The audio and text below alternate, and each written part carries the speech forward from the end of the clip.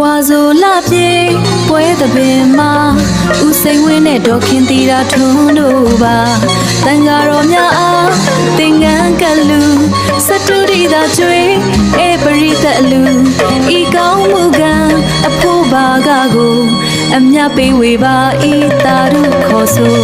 တာရုတာရုတာရု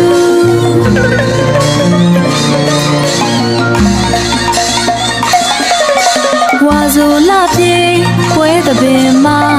ဦးစိန်ဝင်းနဲ့ဒေါ်ခင်တီတာထွန်းတို့ပါတန်ဃာတော်များအားသင်္ကန်းကလူစတုရိသာကျွေးအေပရိသတ်လူ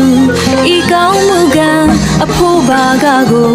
အမြပေးဝေပါဤတာရုခေါ်ဆိုတာရုတာရုတာရု